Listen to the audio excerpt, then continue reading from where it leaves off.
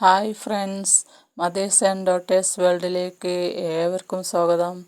എന്തൊക്കെയുണ്ട് വിശേഷം? എല്ലാവരും സുഖമായിരിക്കുന്നു എന്ന് വിചാരിക്കുന്നു. അപ്പോൾ നമുക്ക് നേരെ വീഡിയോയിലോട്ട് പോയാലോ. ഇന്ന് ഞാൻ ഇവിടെ ചെയ്യാൻ ഉദ്ദേശിക്കുന്നത് മാങ്ങ റെസിപ്പീസാണ്.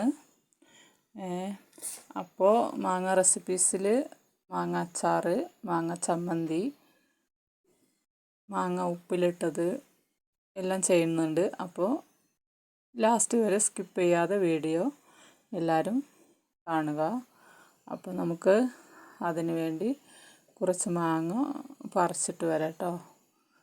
അപ്പോൾ മോനതാ മേലെ നിന്ന് വീട്ടിൻ്റെ മേലെയാണ് കേട്ടോ മാവുള്ളത്, കുലുക്കി അങ്ങനെ പറിച്ചും കൊണ്ടിരിക്കുന്നുണ്ട്.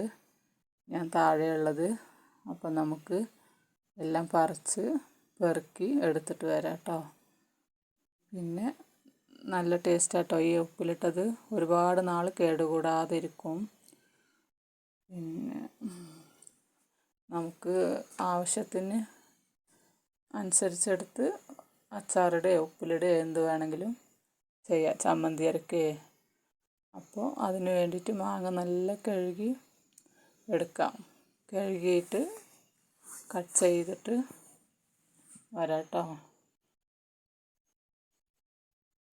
ഞാൻ കട്ട് ചെയ്തിട്ടുണ്ട്. ഇനി അതൊരു ബോട്ടിലിലിട്ടിട്ട് അത്യാവശ്യം ഉപ്പിടണം. നല്ല ഉപ്പിട്ടാൽ അത് കേടാകാതിരിക്കുള്ളൂ, ഇല്ലെങ്കിൽ പൂത്ത് പോകും കേട്ടോ. അപ്പോൾ അത് പ്രത്യേകം ശ്രദ്ധിക്കണം. ഗ്ലാസ് ബോട്ടിലുണ്ടെങ്കിൽ അതിലിട്ട് വെച്ചാൽ വളരെ നല്ലതാണ്. എൻ്റെ അടുത്തിപ്പോൾ ചെറുതാണ് ഗ്ലാസ് ബോട്ടിലുള്ളത്. അപ്പോൾ അത് വീഡിയോയിൽ കാണിക്കാൻ വേണ്ടി ഇതിലിങ്ങനെ ഇടുകയാണ്. പിന്നെ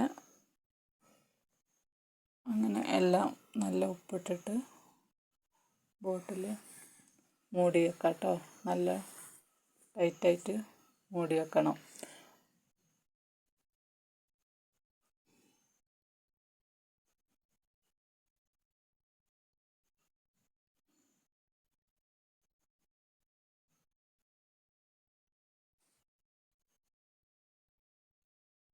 ഇത്രയേ ഉള്ളൂ.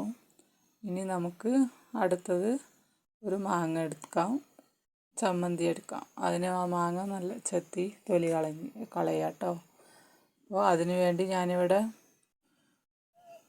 എടുത്തു വച്ചിട്ടുള്ളത് കുറച്ച് തേങ്ങയും കറിവേപ്പില, പച്ചമുളക്, ചെറിയ കഷ്ണം ഇഞ്ചി ഇതെല്ലാം ഓരോന്നായിട്ട് ജാറിലിട്ട് നമുക്ക് അരച്ചെടുത്തിട്ട് വരാം കേട്ടോ. ആണ് ചമ്മന്തി അരക്കാം. നല്ല ടേസ്റ്റാണ്. ചോറിൻ്റെ കൂടെ കഞ്ഞിൻ്റെ കൂടെയൊക്കെ കഴിക്കാൻ ഒരു അടിപൊളി ചമ്മന്തിയാണ്. എല്ലാവരും ചെയ്ത് നോക്കണം. എന്നിട്ട് എങ്ങനെയുണ്ടെന്ന് അറിയിക്കണം, കമൻ്റ് ഇടണം.